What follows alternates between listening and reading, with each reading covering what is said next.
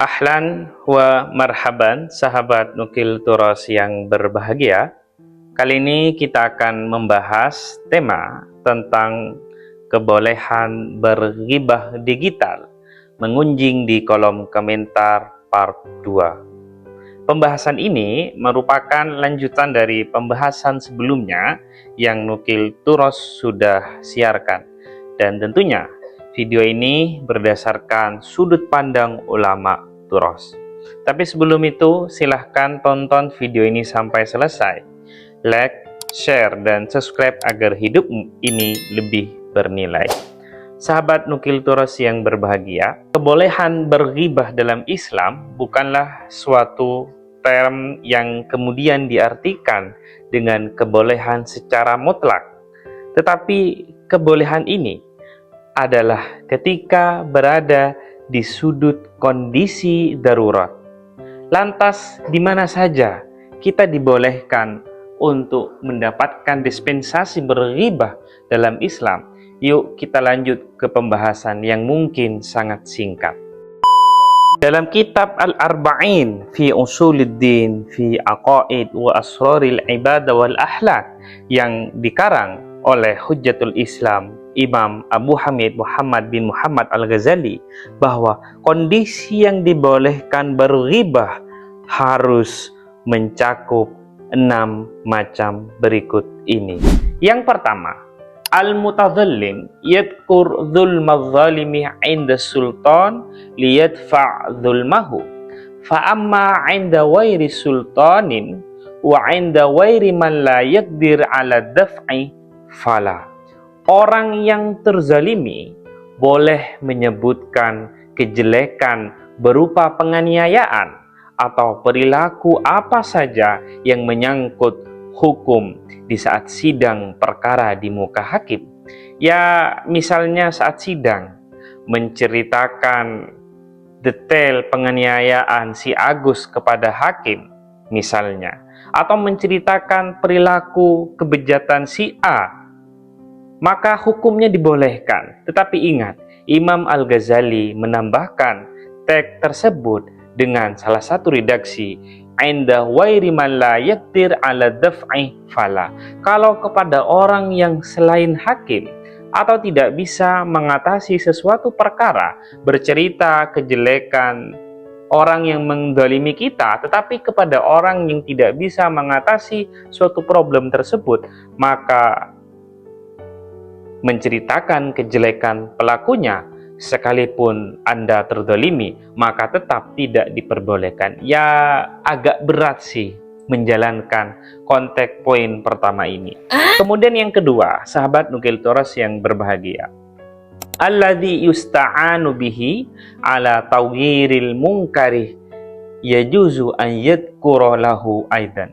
Menceritakan kejelekan orang lain kepada aparat kepolisian atau otoritas terkait dengan niat mengubah kemungkaran tersebut, maka menceritakan kronologi kejelekan pelaku, bagaimana si A melakukan penganiayaan, bagaimana si B menjalankan aksi-aksinya, sekalipun ini adalah suatu kejelekannya, tetapi dengan niatan agar kemungkaran, kezaliman ini usai, maka mengunjing atau menghibahi orang dalam kasus ini Islam memperbolehkan. Yang ketiga, al-mustafti ida iftaqara ila dzikris su'ali kama qalat Hindun, inna Aba Sufyan rajulun syahihun la ya'tini ma yakfini wa hadhihi kulluhu syikayatun.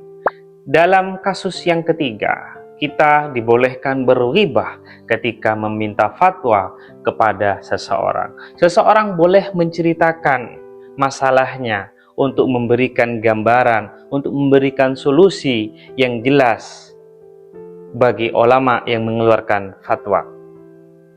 Seperti misalnya saat Hindun berkata, Abu Sufyan ini lelaki yang kikir, dia tidak memberikan nafkah yang cukup kepadaku.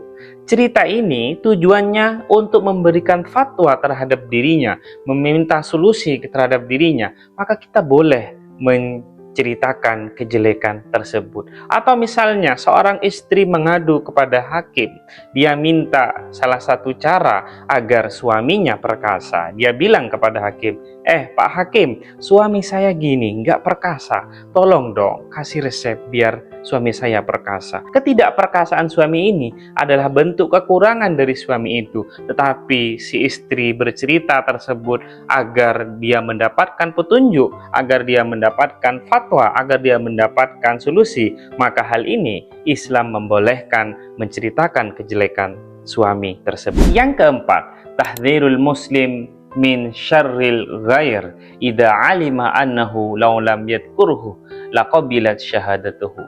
Dalam mengingatkan saudara kita, baik personal maupun institusi, agar terhindar dari kejahatan orang lain. Hal ini dilakukan antara lain oleh para ahli hadis terhadap perawi-perawi yang bermasalah, atau dalam konteks kekinian memperingatkan si A, memperingatkan si B, memperingatkan mereka atau lembaga yang bermasalah tersebut.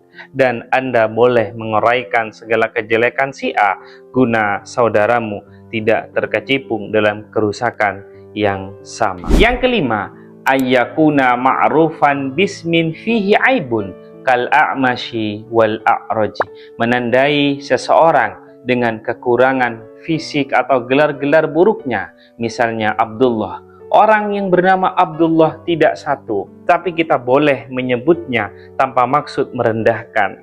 Abdullah yang buta, Abdullah yang tuli, Abdullah yang bisu, dan lain sebagainya. Baik sebutan itu didahului kata maaf untuk menghilangkan kesan merendahkan. Kita membuat contoh, misalnya ada Abdullah yang tuli, tetapi niatan kita tidak merendahkan sama sekali, maka hal itu kita diperbolehkan. Yang keenam, ayyakuna muhajiron bidzalikal aibi la yakrahu ay yudhkara. Dalam kondisi di mana pihak-pihak tertentu melakukan kejahatan terang-terangan seperti meminum khamar di depan khalayak umum, mengambil harta secara zalim, menarik upeti, dan mengambil kebijakan-kebijakan batil. Dalam kondisi ini, kita boleh menggibahkan pihak tersebut sesuai dengan kejahatan yang diperlihatkannya. Tapi kita haram menyebutkan aib orang lain atau aib pihak tersebut yang tidak dilakukan secara terang-terangan.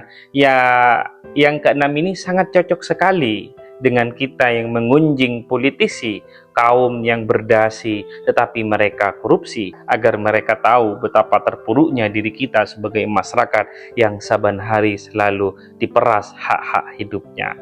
6 kondisi ini ghibah dibolehkan, tetapi ingat, jika kita masih mampu dalam memecahkan suatu problem tanpa melalui 6 ini, maka kita sungguhnya tauladan dalam menjaga sunnah Nabi, dan ini pasti sangat sulit sekali. Barangkali itu yang Nukil Turos bisa sampaikan. Sekali lagi, video ini dibuat bukan untuk menggurui, tetapi mengajak diri kita merefleksi.